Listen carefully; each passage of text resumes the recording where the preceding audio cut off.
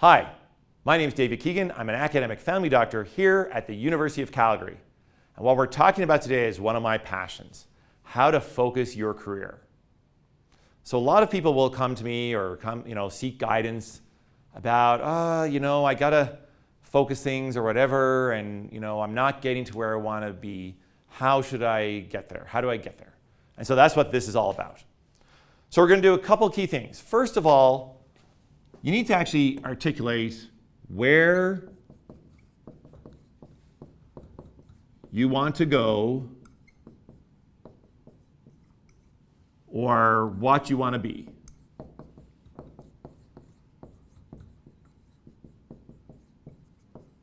And I'm not saying that this is permanent, that you do it now and it's unfixable and so on. Like, my life has been filled with all sorts of unexpected opportunities and so on.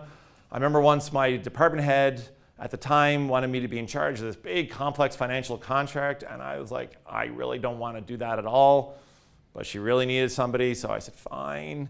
Anyways, I ended up learning tons from that role that have only really fueled my career as it later turned out.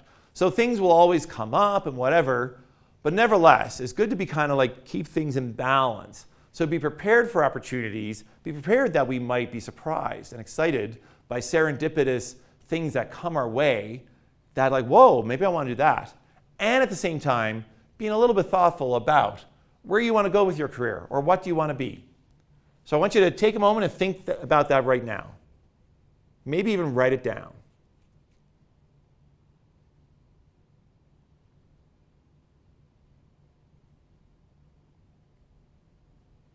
Okay, now something totally different. What I want you to do right now is think about all the things you're doing in your professional life, your career life, maybe even also volunteer activities. Think about all those things and write them down. So if you're the chair of an education committee, of a course committee, great, write it down.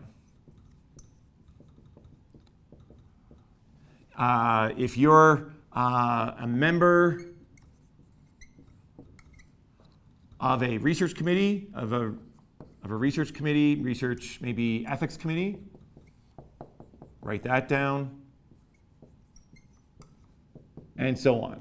So I'm just going to write down a whole bunch now myself. While I'm doing this, you write yours down that's your thing. So the things that you're involved with, any committees, task forces, initiatives, any professional work, if you're a clinician, any other clinical work or whatever, write it all down, okay? And while you're doing that, I'm just gonna write up some mock stuff, okay? So do that, ignore me.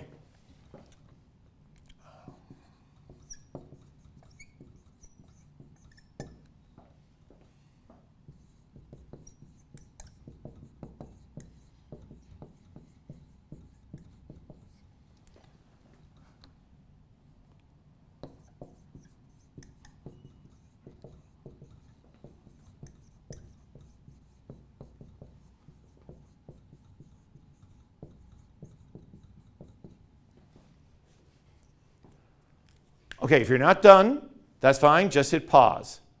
And as soon as you've got your list written out, then hit play. All right, so look at your list now. Okay, those are the things, great. You can always pause at any time and add some more things if they come to you. So here's an example. Let's say that this is somebody else's.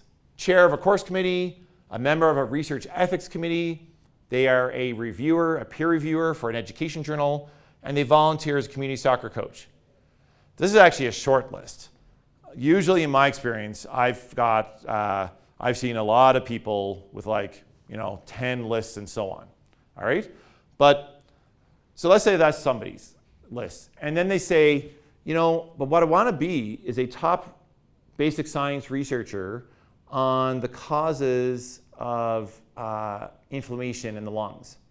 So if that's what they want, if their goal is to be a top tier lung inflammation researcher, then maybe it's the time to think about this list and to think about which things are aligned. So for this person, chair of a course committee, let's say it's an MSK, meaning multiple musculoskeletal system course committee. That doesn't seem to be directly aligned to research in lung inflammation. Member research ethics committee, that actually seems to be sort of aligned, so we're going to circle it. Because when you're on a committee like that, you're going to see all sorts of research designs and so on. You're going to learn from them. You're going to see where people go wrong with ethics approval processes and where they go right and so on. So I could see that being an alignment for anybody who's doing a lot of research or planning to do a lot of research. Reviewer for an education journal, well, peer review could actually be also good too, but the journal seems off. I'd almost sort of think that they should, if they want to be a lung researcher, then they should be reviewing, but in a research journal that has something to do with either lungs specifically or clinical medicine, basic science of clinical conditions at the least. The education journal content doesn't seem to be quite right. And then volunteer community soccer coach. Well, that seems to have almost nothing to do with it. Now, I'm not saying that this person should get rid of anything that's not circled. But what you want to do is think about the things that aren't circled. And so this person should think about, do they still want to stay as a chair of the MSK course committee? Or maybe it's time to move on from that. Do they still want to be the reviewer of the education journal? Or is it time to move on from that? And do they still want to be a volunteer community soccer coach? And so maybe they want to stay being a volunteer community soccer coach. And that's awesome. That's great. I'm a volunteer community soccer coach too. I think it's great stuff. Our kids need that. So keep that, but then you're keeping it, thoughtfully. You're not just accumulating things by random. You're keeping it thoughtfully. Now, so what you do now is hit pause and go through your list. Circle all the things on your list that are aligned with your goal that you wrote down earlier. And when you're finished, hit play. Okay, welcome back. Look at your list now. So look at that list and think about, do you really want to stay with all of those things? So again, you might want to stay with some of them. Maybe there's a strategic reason. You're going to learn a certain skill. You're building a particular relationship or connections through a certain activity. And that's fine. Like, you can choose to be or stay involved with the things you want. This is a time, though, where maybe actually the things that you don't particularly want to do, maybe now's a good time to drop it. Sometimes people, though, don't really know what they want to do. And so they're involved in a whole bunch of things. And I get that. I did that for a good long time myself. There is a challenge, though, with that, is that if you're on a committee, at some point you usually have to step down from a committee if there aren't clear term limits. And many committees, particularly not the major committees, but the ones below that level, they often don't have term limits. And so people feel guilty about stepping off, and they have to act to leave that committee. So what I suggest, if you're interested in trying out a whole bunch of different things, sign up more for initiatives, projects, task forces, and working groups, because those things usually end.